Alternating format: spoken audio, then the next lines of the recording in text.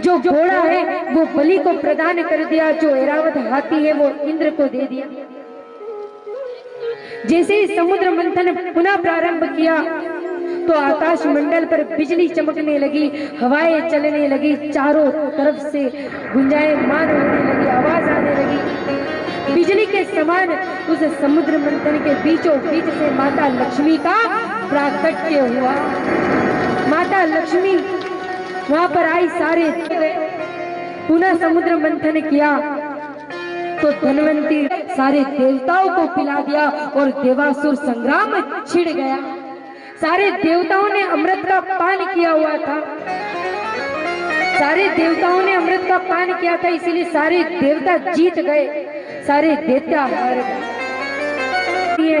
तो बलि ने संतों की सेवा प्रारंभ कर दी, ब्राह्मणों को धन देना प्रारंभ कर दिया, इतने बड़े बड़े यज्ञ करने लगा। आज बलि की ख्याति चारों तरफ फैल गई। जब संतों ने उसकी तपस्या से, उसके यज्ञ से प्रसन्न होकर उसे तेजोमय रथ में बिठा दिया, उसका स्वस्ति वाचन किया।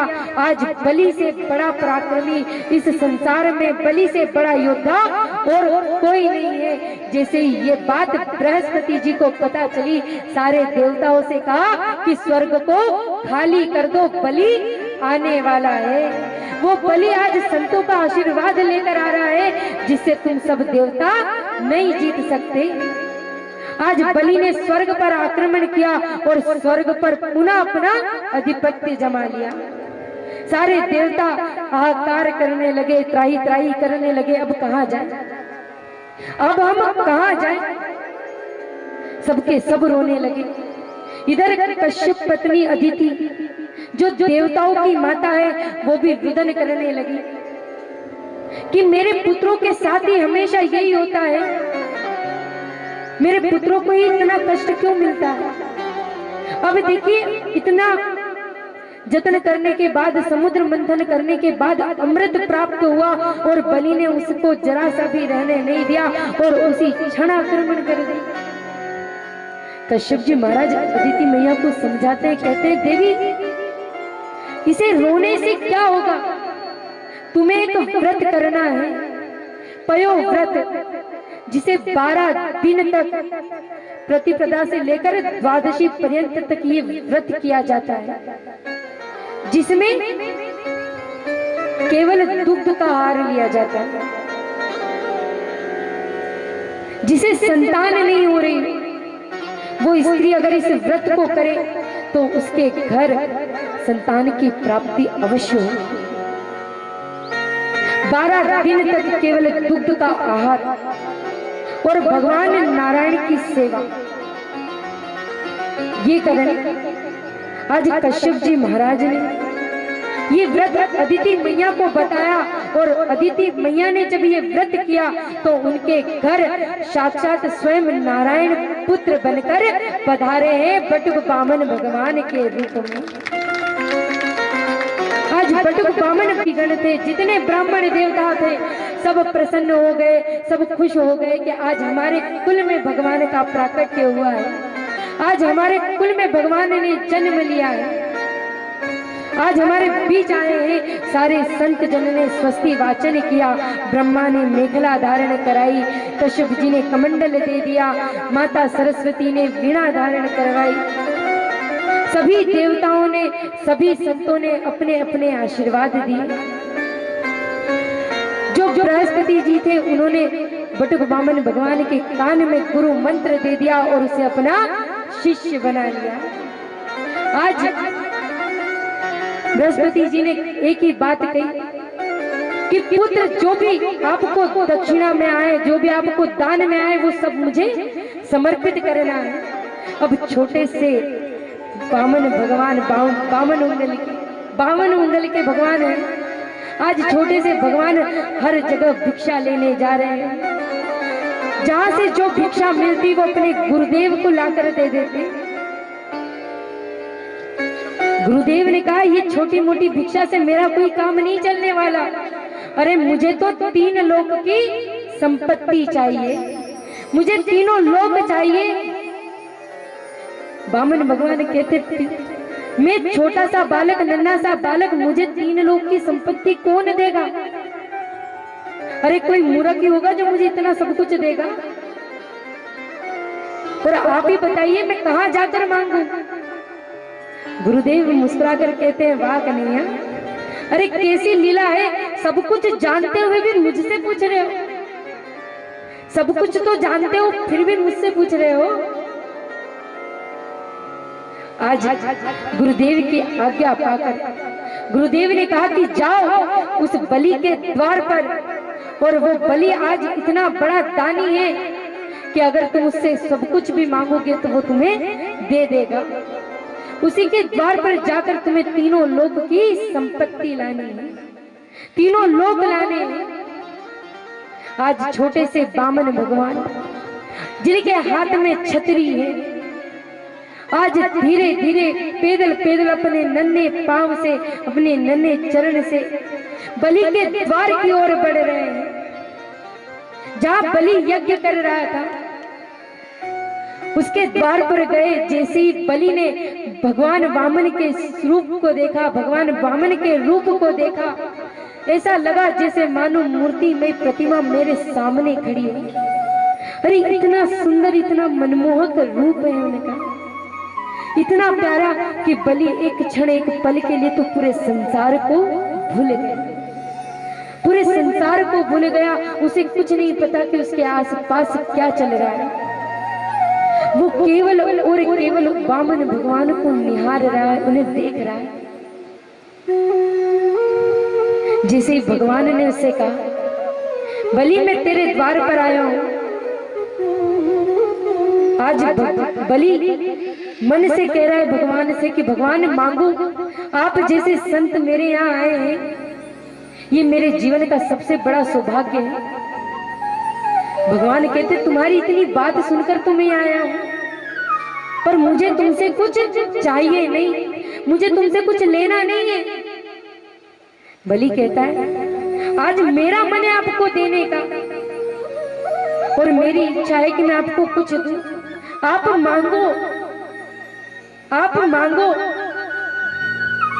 भगवान कहते जैसे तुम्हारे जैसा कोई दानी नहीं तो हमारे जैसा कोई संतोषी ब्राह्मण नहीं देखा होगा तुमने। और तुम बार बार देने की बात करते हो ना, तो बस मुझे 3 पग भूमि दे दो, मुझे 3 पग भूमि दे दो। जैसे ही बलि ने ये बात सुनी, पेट पर हाथ रखकर जोर जोर से हंसने लगा। रहे 3 पग भूमि, अरे मांगा भी तो मांग मांग के क्या मांगा, 3 पग भूमि।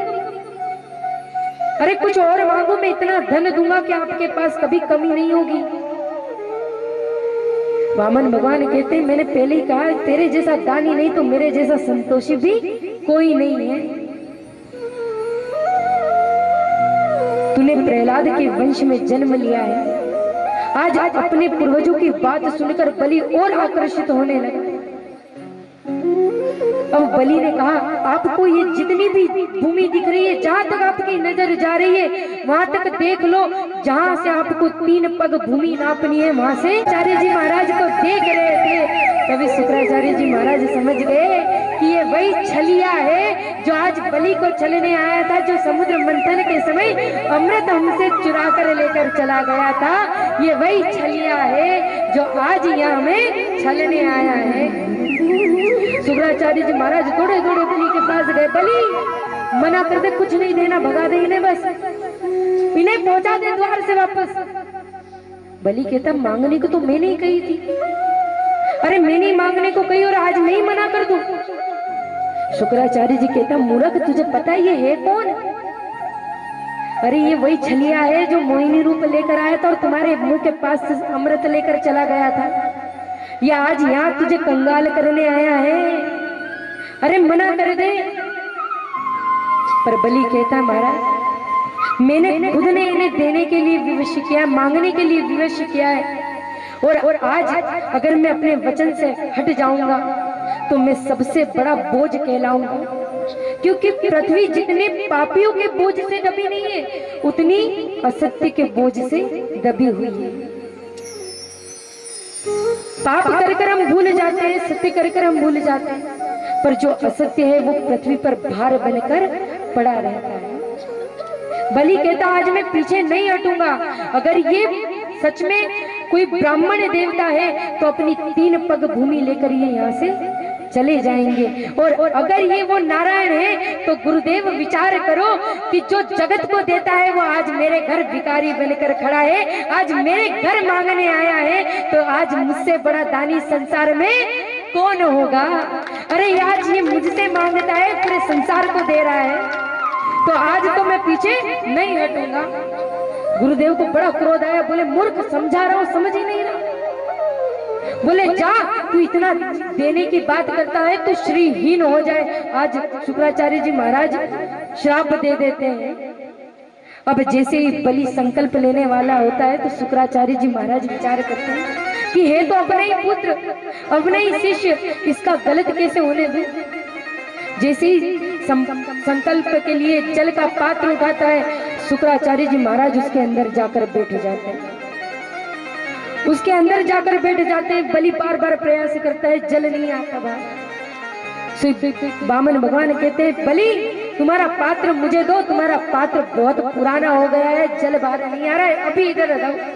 जैसे ही भगवान ने पात्र हाथ में लिया, अपना कुशा का एक कुशा निकाली और उस पात्र में डाल दी, जिससे शुक्राचार्य जी महाराज की एक आंख स्वाहा हो गई।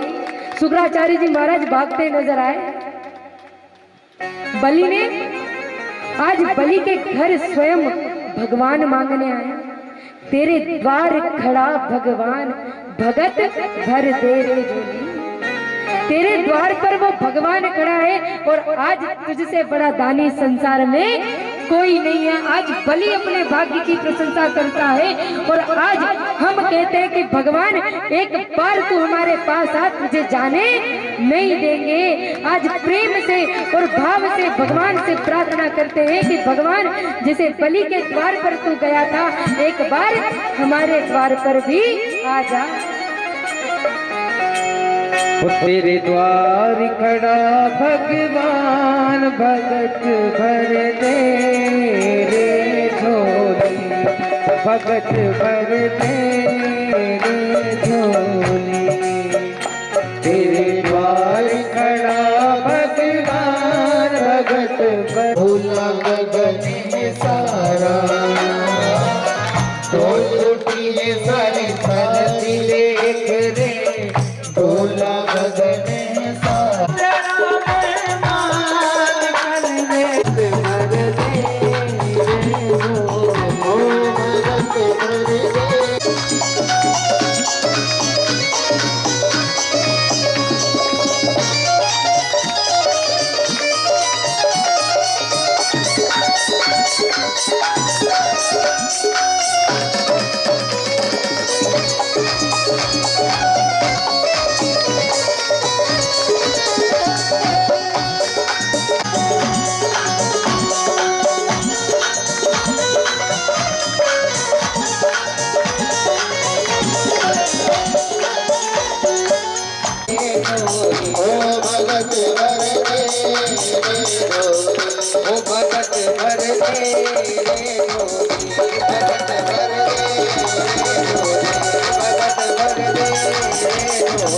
इंद्र बनेगा, तू इंद्र बनेगा।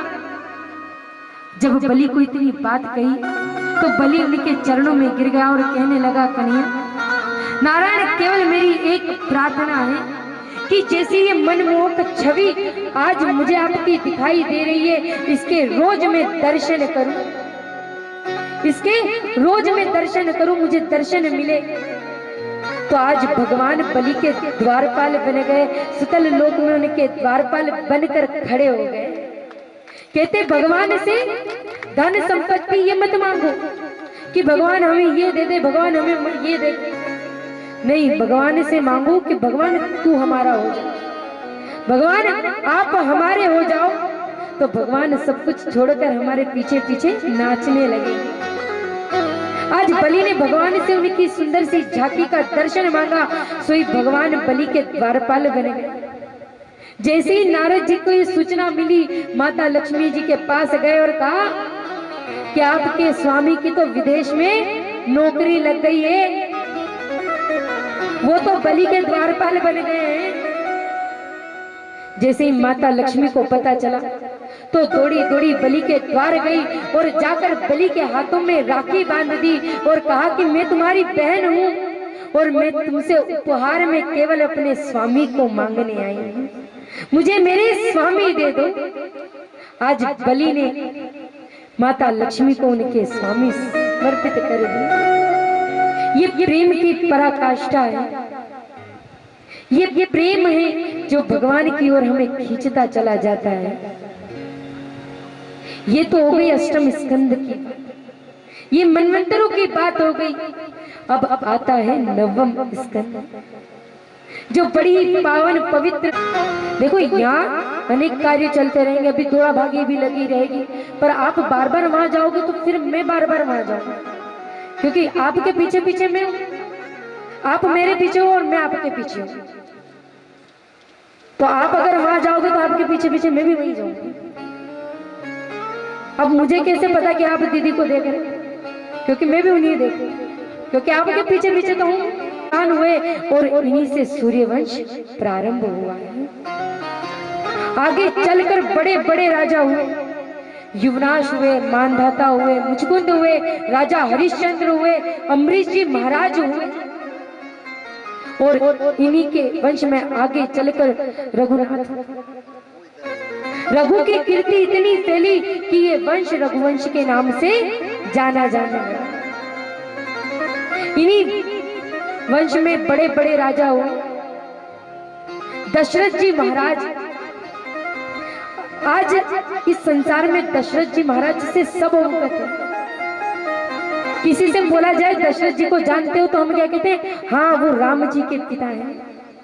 यही कहते हैं कि वो राम जी के पिता हैं, क्योंकि राम जी की ख्याति इतनी फैली कि हर बच्चा बच्चा उन्हें जानता है। सूर्यवंश में विशेषता है कि बिना यज्ञ के उनके घर संतान नहीं होती, और चंद्रवंश की विशेषता है कि बिना युद्ध के इनके घर विवाह संपन्न नहीं होते। ये दोनों की विशेषता है। जब राजा दशरथ जी मन में विचार कर रहे थे कि मेरे पास इतना बड़ा साम्राज्य, इतना बड़ा राज्य है, पर मेरे घर कोई संतान नहीं है। सुखदेव जी महाराज जब राजा परीक्षित को ये कथा श्रवण करा रहे हैं तो बड़ी संक्षिप्त में कथा श्रवण करा रहे हैं, क्योंकि विस्तार तो 9 दिन में राम कथा पूर्ण होती है। 9 दिन में राम कथा पूर्ण होती है, पूर्ण नहीं होती है, वो तो केवल संक्षिप्त में हमें जानने को मिलती है। और राम कथा अगर हमें सुनिए तो विस्तार से अलग से करवाएंगे। ये श्रीमद् भागवत कथा है, इसीलिए यहाँ पर सभी देवता विराजमान हैं। हम सूर्यवंश की चर्चा इसलिए कर रहे हैं क्योंकि आगे चलकर चंद्रवंश आना है और इस चंद्रवंश में हमारे कन्हैया, हमारे बाके बिहारी आएंगे। इसीलिए सुखदेव जी महाराज राजा परीक्षित को बड़ी संक्षिप्त में कथा सुना रहे हैं, क्योंकि राम कथा इतनी पवित्र, इतनी पावन, इतनी कल्याणमयी है। आपसे निवेदन है कि अपने पैरों को व्यासपीठ की ओर से पीछे करें। आपके पास में जो दीदी बैठी है, आप उन्हें, आपके पैर दर्द हो रहे हैं, आप थोड़ा सा घूम कर आ जाइए, पर व्यासपीठ की ओर कोई पैर नहीं करेगा।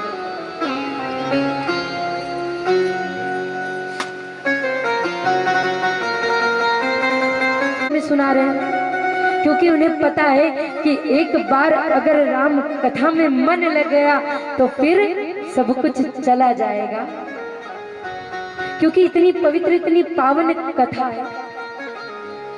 हम केवल संक्षिप्त में इसे जानेंगे। आज दशरथ जी महाराज अपने गुरुदेव वशिष्ठ जी के पास गए। वहां जाकर उन्होंने प्रार्थना की कि गुरुदेव हमारे घर संतान नहीं। तब वशिष्ठ जी ने 108 विप्र देवताओं को विराजमान किया और पुत्र कामेष्ठी यज्ञ किया, जिसका खीर का चरु लेकर स्वयं अग्नि देव प्रकट हुए और उन्हें तीनों रानियों के बीच में बांट दिया। आज भगवान श्री राम का जन्म होने वाला तिथि है। शुक्ल पक्ष है, अभिजीत मुहूर्त दिन के ठीक 12 बजे, दिन के ठीक 12 बजे आकाश मंडल पर सारे देवता छाए हुए हैं। किसी के हाथ में शंख है, किसी के हाथ में मृदंग है, क्योंकि सब जानते थे कि हमारे परम पिता परमेश्वर आने वाले हैं। उनकी सेवा के लिए उनके माता अपने कक्ष में है। माता केकई, माता सुमित्रा सब अपने अपने कक्ष में है। आज अयोध्या में आनंद भया। इतना सुंदर वहां का वातावरण है, इतना सुंदर दृश्य है। आज भगवान चतुर्भुज रूप लेकर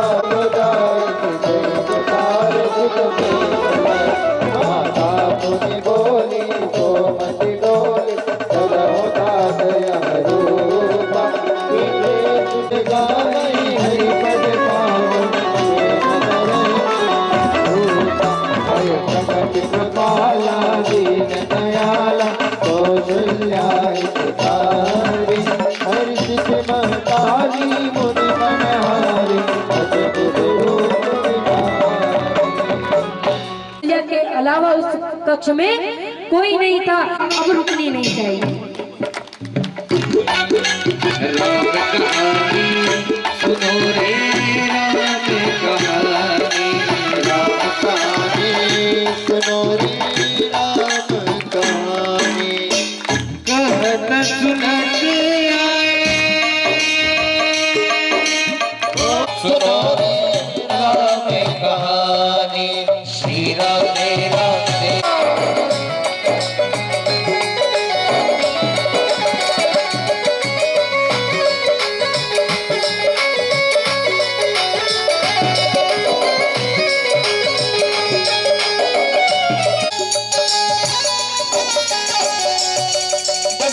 के राज दुलारे को संज्ञा के, सूर्यवंश के सूरज वो रघुकुल के उजियारे, जो सूर्यवंश के सूरज वो रघुकुल के उजियारे। सुनो रे राम कहानी, राम कहानी सुनो रे राम कहानी, श्री राम जय राम, श्री राम जय राम, श्री राम जय राम, जय राम, श्री राम जय राम।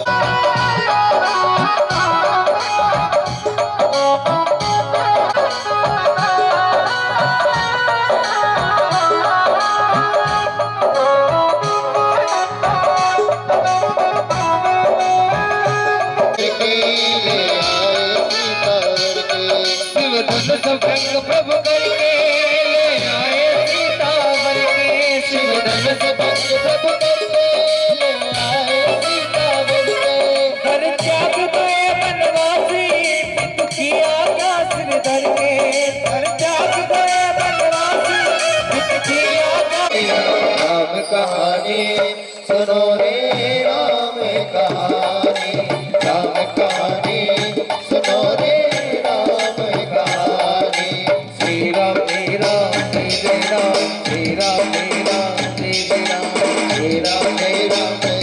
हम हमारे घर में रामायण का पाठ करते हैं। इन्हीं भगवान नारायण ने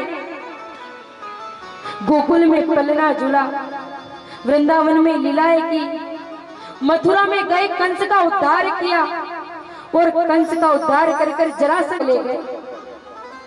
सुखदेव जी महाराज ने इतनी कथा सुनाई और चुपचाप हो गए। राजा परीक्षित सारे संत जन सुखदेव जी महाराज के मुख की ओर देखते हैं। परीक्षित थोड़ी देर तो चुप रहे, फिर कहने लगे। परीक्षित से चुप नहीं रहा गया। परीक्षित कहता है, आपने चंद्रवंश सुनाया, आपने सूर्यवंश। सुखदेव जी महाराज कहते हैं जब पृथ्वी पर पाप बढ़ गया था, तब पृथ्वी रसातल में जा रही थी, तब पृथ्वी ने गाय का रूप लिया और गाय रूपी पृथ्वी ब्रह्मा जी के पास गई। ब्रह्मा जी के पास, अब ये पाप, ये असत्य मुझसे सहा नहीं जाता, आप इसके लिए कुछ उपाय कीजिए वरना मैं रसातल में चली जाऊंगी। अगर पृथ्वी की सारी पीड़ा सुनाई, तब भगवान नारायण ने वचन दिया कि मैं वसुदेव जी के यहाँ, और यही सच्चे भक्त की पहचान है, यही सच्चे भक्त का भाव है कि भक्त भगवान पर इतना भरोसा करता है, इतना विश्वास करता है कि भगवान चाहे उसे कितनी कष्ट दे दे, वो कभी ये बात नहीं कहता कि तूने मुझे कष्ट दिया है, तूने मुझे दुख दिया है, तूने मुझे पीड़ा की। और ये जो सुख दुख है ना, ये हमारे ही कारण हमें प्राप्त होते हैं, कोई और हमें नहीं देता। ये कोई और हमें आकर नहीं देता कि लो भैया हमसे सुख ले लो, हमसे दुख ले लो।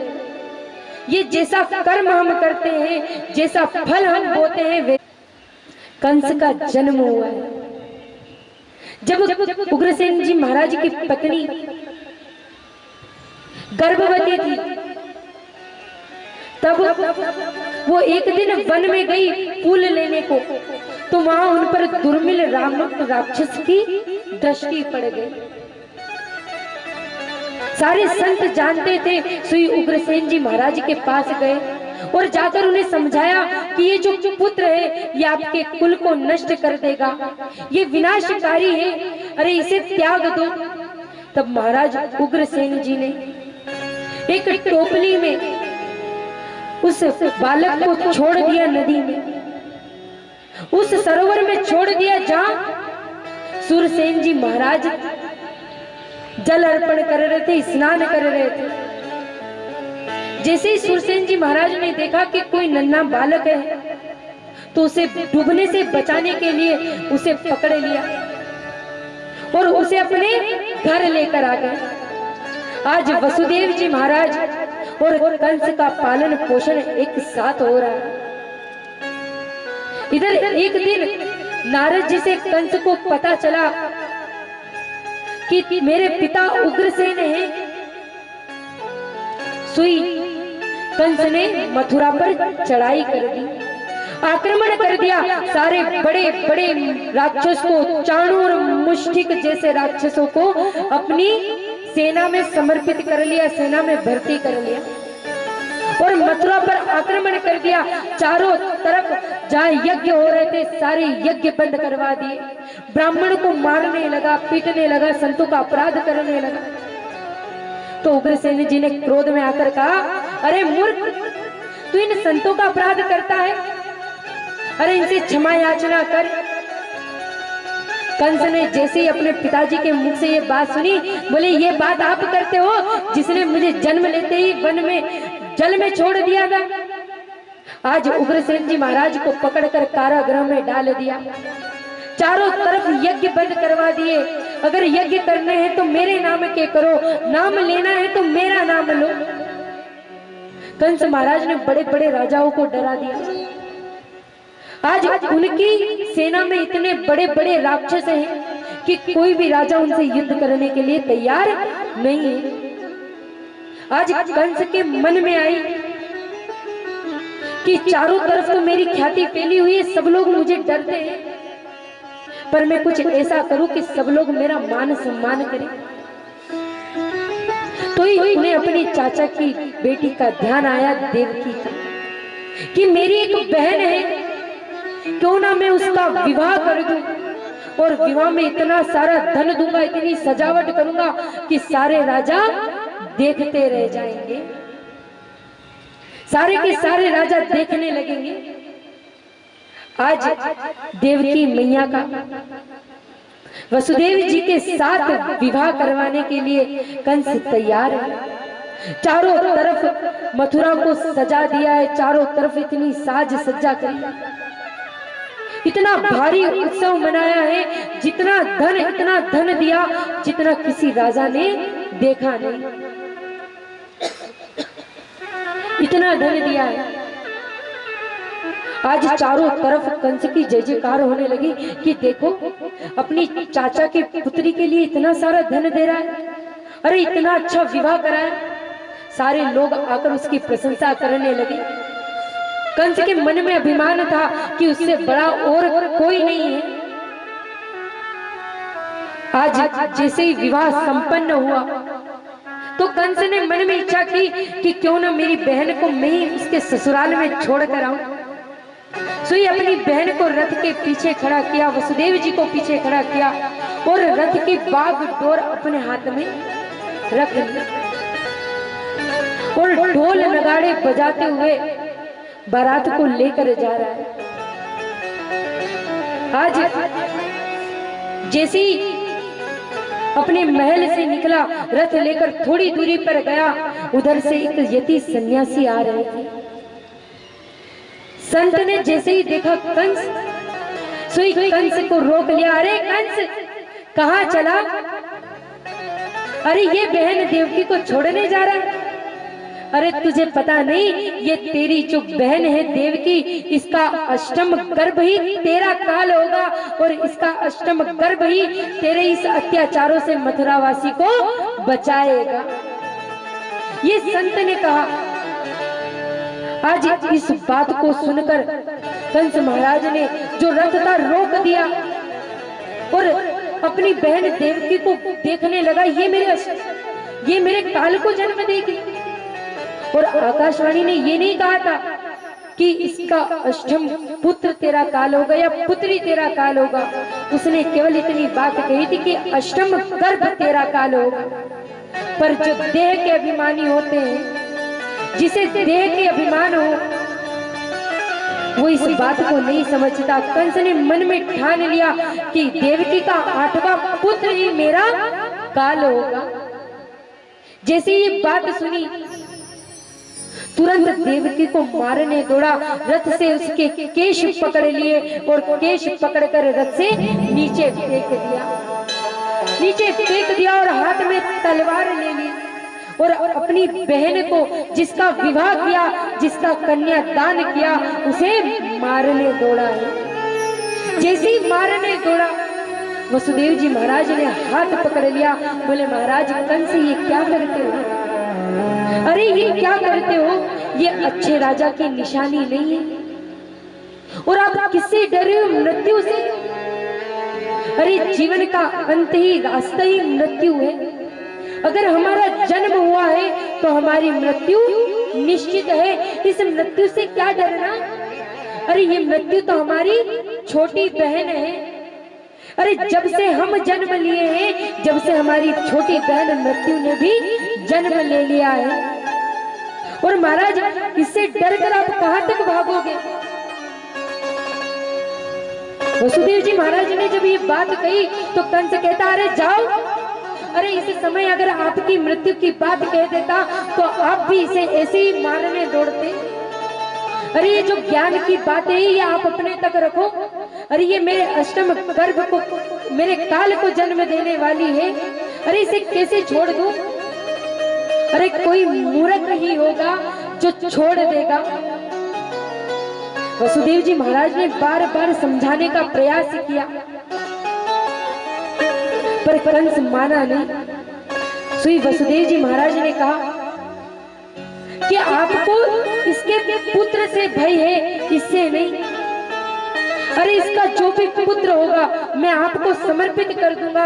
आप चाहे उसे मार देना पर देवकी को छोड़ दो, देवकी को छोड़ दो। और यही एक सच्चे साथी की पहचान होती है कि दुख में अपने साथी का साथ निभाए। कहते जीवन की गाड़ी दो पहियों पर चलती है, अगर एक पहिया डगमग डोलेगा तो दूसरा संभाल लेगा। पर एक पहिए ने पूरा काम करना बंद कर दिया और दूसरा पहिया संभाल कर थक गया तो वो गाड़ी टूट जाएगी। और गाड़ी टूटेगी तो एक्सीडेंट होना संभव है। महाराज ये जीवन है, ये संसार है, संसार की गाड़ी है। यहाँ एक समान चलना पड़ेगा। आज वसुदेव जी ने कंस का हाथ रोक लिया। कंस ने शर्त रखी कि आप जब तक आपके संतान नहीं होती, जब तक आपके 8 पुत्र नहीं हो जाते, तब तक आप मेरे यहाँ कारागृह में बंद रहोगे। जिन माता ने, देव की माता ने आभूषण धारण कर रखे थे, आज वे जंजीरों में परिणित हो गई, जंजीरों में बंध गई। वसुदेव जी महाराज के हाथों में इतनी मोटी मोटी जंजीरें लगाई, आज कारागृह में बंद कर दिया, जो बड़ी पत्थर की शिलाओं से बनी हुई, जहाँ बाहर आवाज नहीं जाती। अगर कोई कष्ट हो, कोई पीड़ा हो, कोई दुख हो, तो उसकी आवाज भी बाहर तक नहीं जाती। आज उस कारागृह में वसुदेव जी और देवकी को बंद कर रख दिया। धीरे धीरे वसुदेव जी महाराज के यहाँ पहला पुत्र हुआ कीर्तिमान। प्रथम पुत्र हुआ। जैसे ही कंस महाराज को आवाज गई, दौड़ा दौड़ा उसे मारने आया। माता देवकी उसे अपने हाथ में लेकर बैठी थी, दुग्ध पान कराने वाली थी कि उसी क्षण महाराज कंस आ गया और उससे छीन लिया। देवकी माता ने कहा, भैया एक बार इसे जी भर के निहार तो लूं, अरे इसे एक बार देख तो लूं। आज कंस के मन में भी दया आ गई। वैसे भी उस संत ने कहा था कि 8वां मेरा काल होगा, ये तो पहला है, ये तो पहला है, इसे छोड़ देता हूं। तो सारे के सारे सैनिक दौड़े दौड़े गए, बोले महाराज ये क्या गजब कर रहे हो? अरे वो देवता लोग बहुत चालाक हैं, उन्हें पता है कि आप बहुत दयावान, आप बहुत भोले हो। अरे क्या पता ये पहला ही 8वां हो, ये पहला ही 8वां हो। ये भगवान की लीला थी, क्योंकि भगवान को पता था कि जब तक ये पाप नहीं करेगा, इसका घड़ा कैसे भरेगा, और जब तक घड़ा नहीं भरेगा, जब तक मेरा प्राकट्य कैसे होगा। इसीलिए भगवान ने योग माया को आदेश दिया था कि सारी की बुद्धि विकृत करे। कंस ने उस बालक को लिया और जोर से उस शिला पर पटक दिया।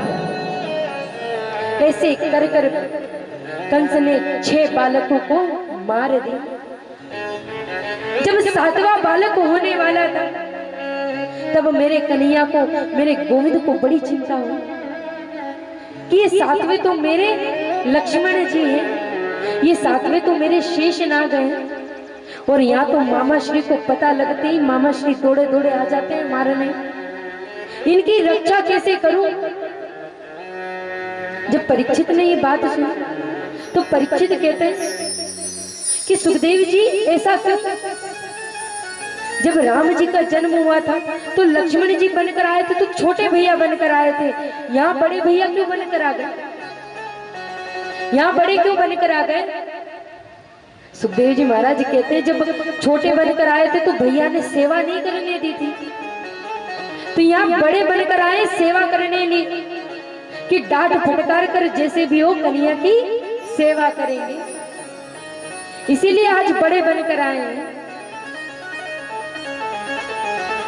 इधर भगवान ने योग माया को आदेश दिया कि जाओ, जो सप्तम गर्भ है, जो गोकुल में रोहिणी मैया है, उसके गर्भ में इसका प्रवेश करा दो।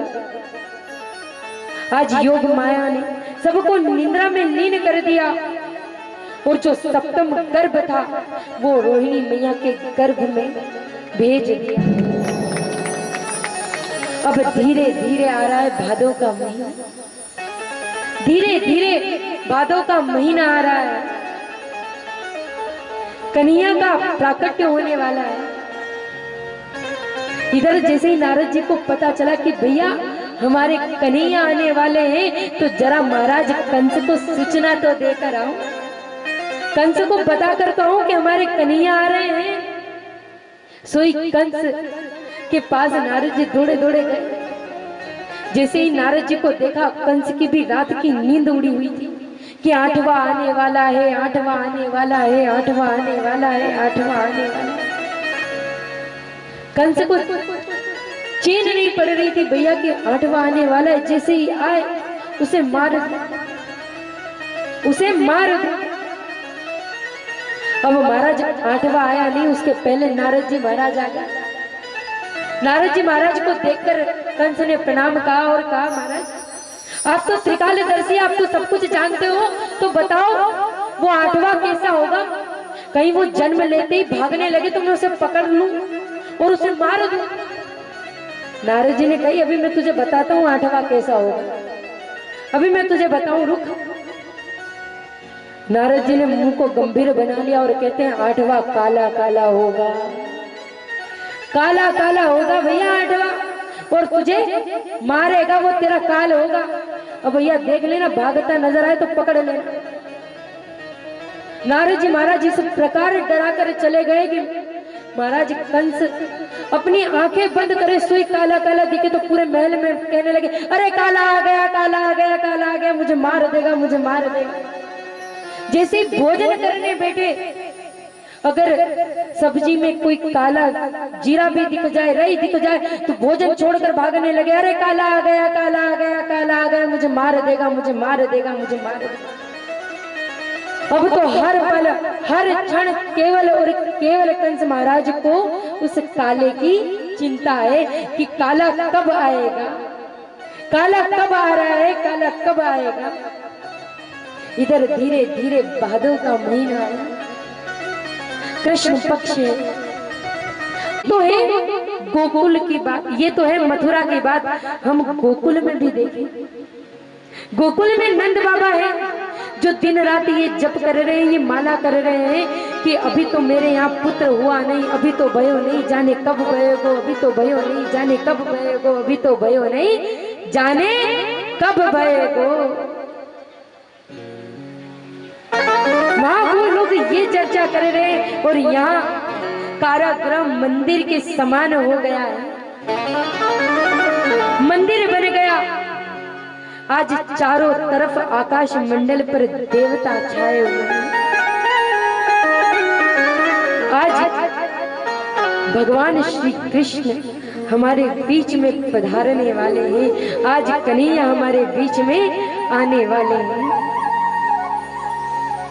आज भगवान चतुर्भुज रूप लेकर माता देवकी के सामने खड़े हैं, चतुर्भुज रूप में है। आज सारे देवता बैठे हुए हैं, सब पुष्पों की वर्षा करते हैं, सत्य सत्य सत्य सत्य सत्य कहकर भगवान की प्रार्थना करते हैं, भगवान की आराधना करते हैं, भगवान की वंदना करते हैं। आज चतुर्भुज रूप लेकर भगवान पधारे हैं।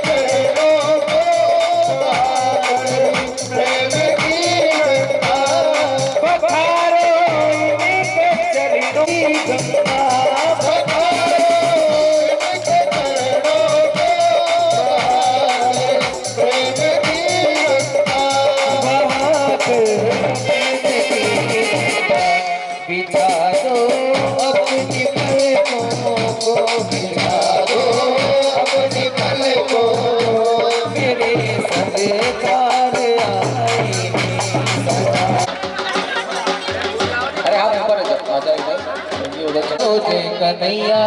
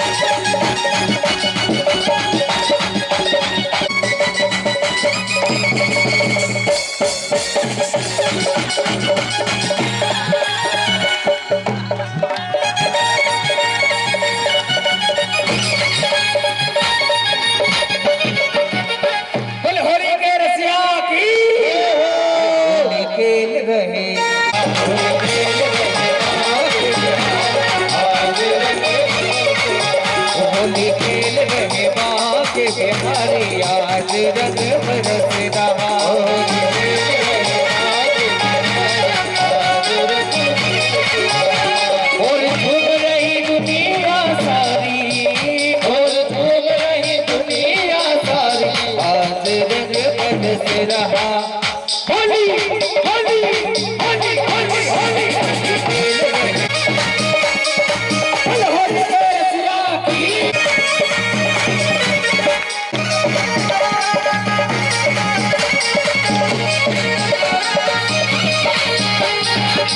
अगिर गुलालन के सेवा गा रहे अगिर चले होली है शोर मचा रहे होली है शोर मचा होली भर के गुलाल की होली खेल रहे वहाँ के बिहारी आज रंग बरस रहा होली खेल रहे वहाँ के बिहारी आज रंग अरे होली रे रसिया मेरा चोरी रे रसिया होली रे रसिया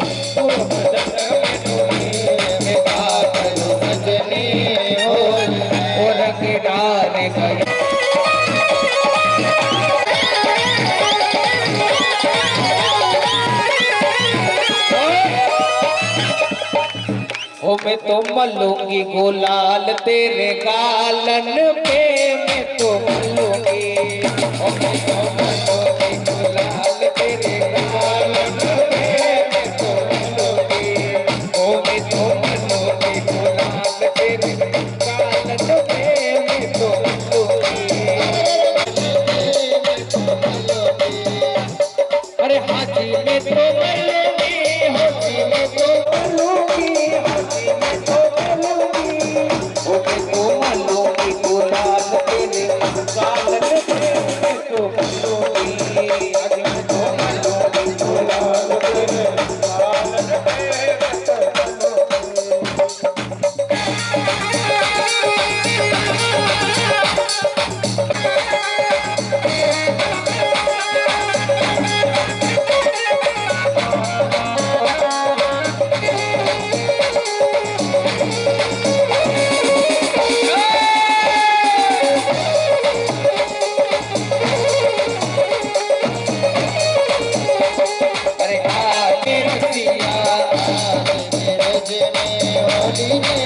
अरे आज देखपुर में होली रे रसिया, आज देखपुर में होली रे रसिया, अरे होली रे रसिया मेरे गोरी रे रसिया, होली रे रसिया मेरे गोरी रे रसिया, अरे होली रे रसिया गोरी रे रसिया, होली रे रसिया मेरे गोरी रे रसिया, अरे आज मेरठ में होली रे रसिया, आज मेरठ में होली रे होली रे रसिया, आज मेरठ में होली रे रसिया, आज मेरठ में होली रे रसिया, आज मेरठ में होली रे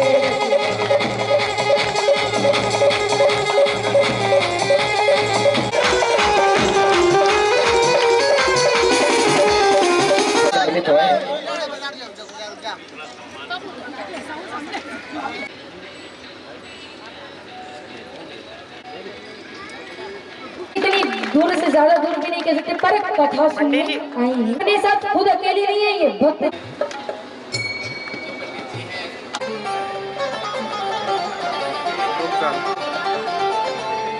जीवन दिया है।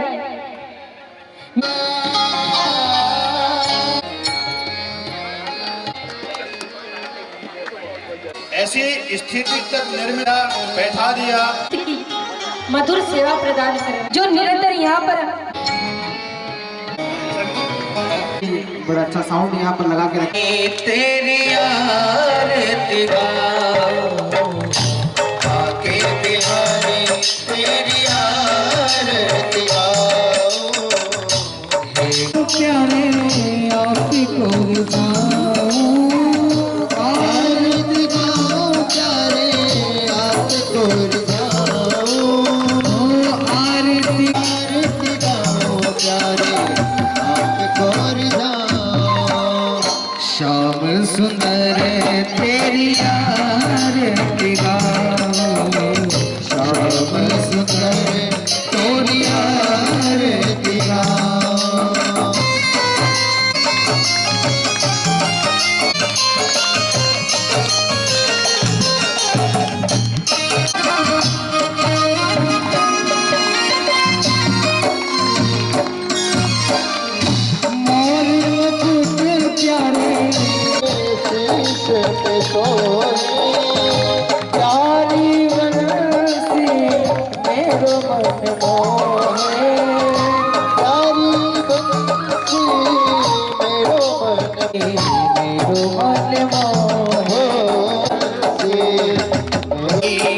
बलिहारी में जाओ, बलिहारी में जाओ, आके बिहारी तेरी आरती गाओ।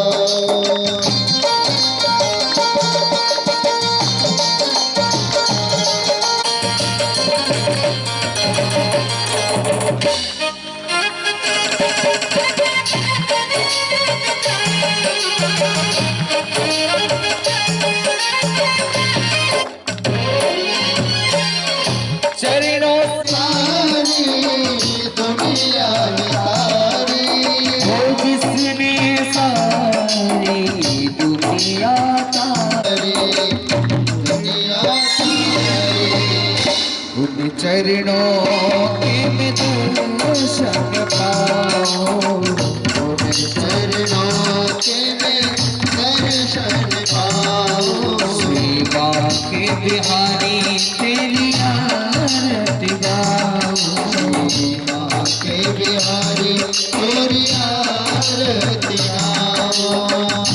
दास अनाज जीवन प्यारे साथ आपने, साथ आपे सुख जीवन प्यारे झुकाओ, हरि चरणों में शीश झुकाओ, सेवा के बिहारी तेरी आरती गाओ, सेवा के श्री हरिदास के मेरे जीवन जीवन धन्य हो, मेरे मोहन जीवन जीवन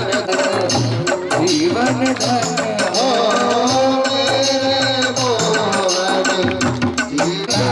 जीवन जाओ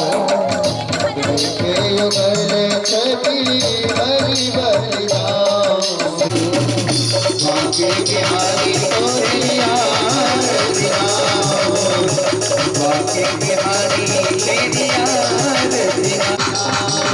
हर पूरी गोल में करवाता हर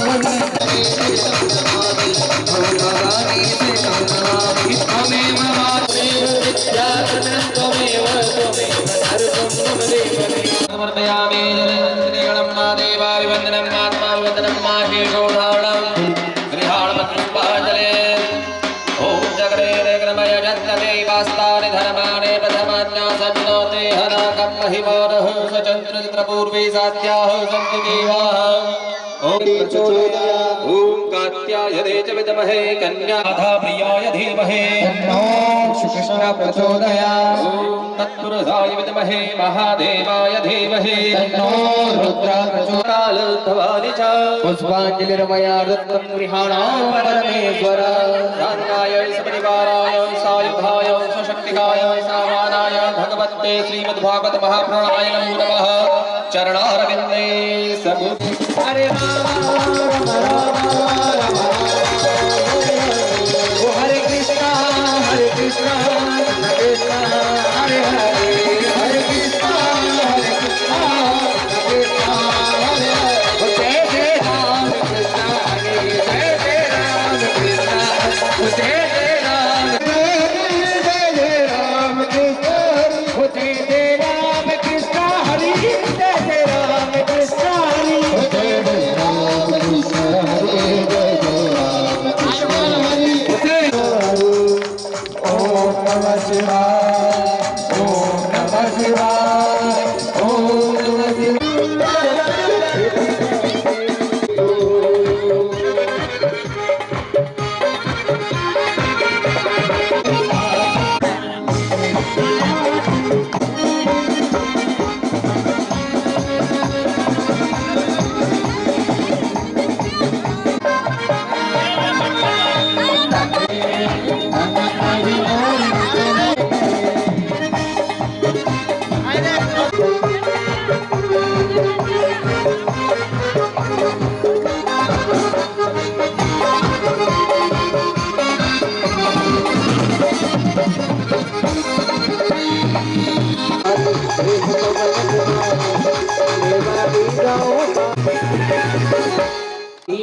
जो मेहंदीपुर धाम की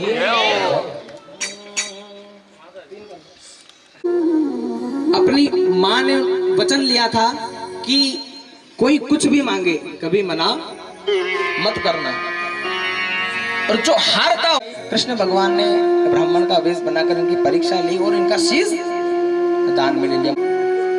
उस हारे के सहारे के दरबार में अच्छा इतने वक्त बैठे दर्शन जब आप 11 पे जाओगे तो बिल्कुल लगते हैं।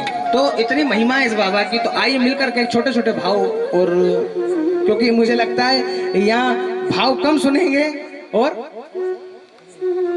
हाँ मैं पहले दिन से ही देख रहा हूँ यहाँ भजन चाहे भाव का हो चाहे धमाल का हो, नाचना है मतलब नाचना है। होगा मैं वही भाव बाबा के दरबार में आपको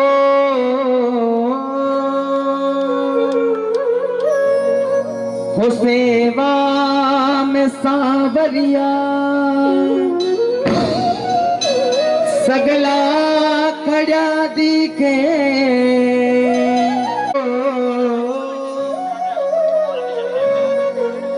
सेवा में थारी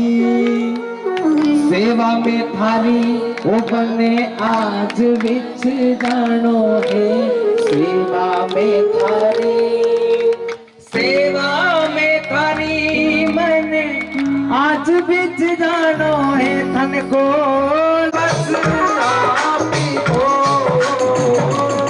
सेवा में सावैया सगला खड़ा दिखे, हुक्म बस आज जाने आनो है। बनती है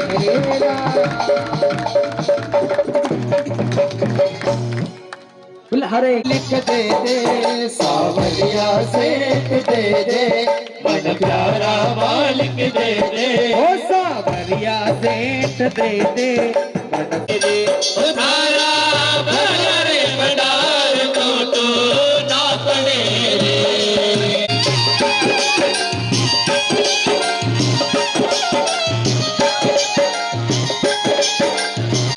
कट जायो ने कट रे सवरिया रे सावरा कट जायो रे कट रे सवरिया तूने तो लड़ाया थारा लाड़ हो मारा मन की पकड़े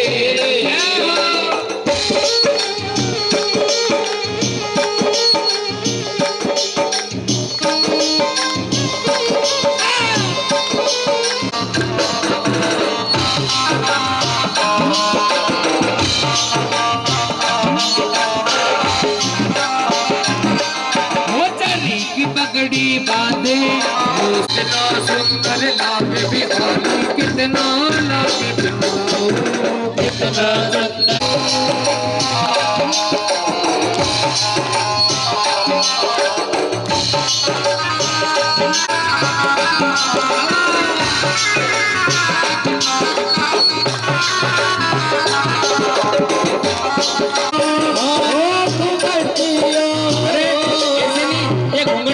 कम से कम ऐसे करे घूंघट ले घूंघटियो आते जो जी घूंघटियो आते जो जी बाबा शाम घूंघटियो आते जो जी आते एक कोटी भाई बाबा घूंघटियो आते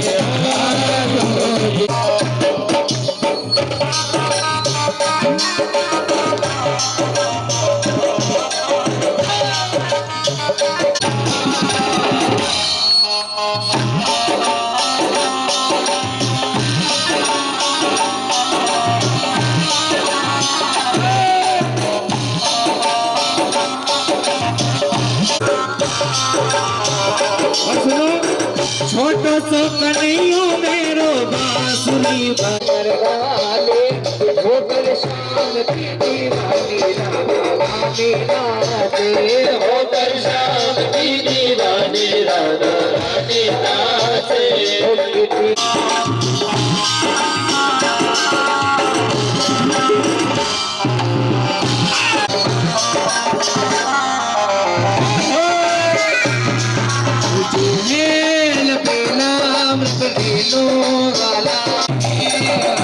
वो कृष्णा है कृष्णा है कृष्णा है कृष्णा है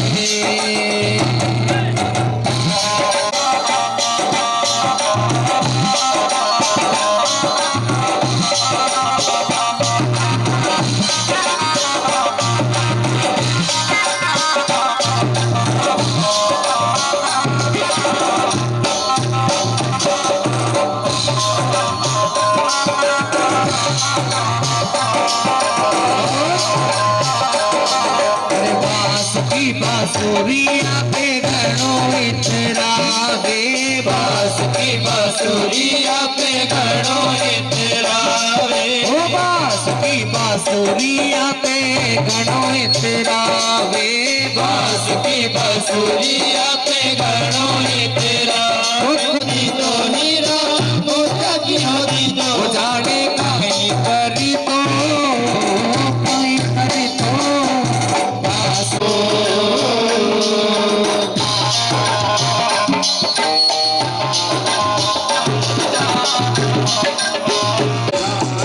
साधु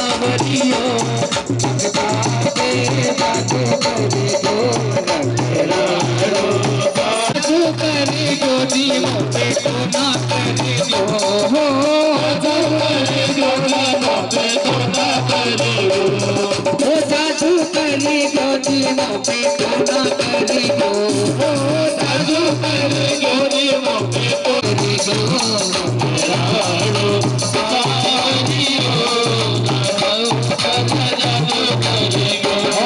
सुनो, ये तो चढ़ी के आगे तेरी मोर चढ़ी के आगे झुक गए बड़े बड़े सरकार तेरी मोर चढ़ी के आगे झुक गए बड़े बड़े सरकार तेरी मोर चढ़ी के आगे झुक गए बड़े बड़े सरकार तेरी मोर चढ़ी के आगे झुक गए बड़े बड़े सरकार तेरी मोर चढ़ी के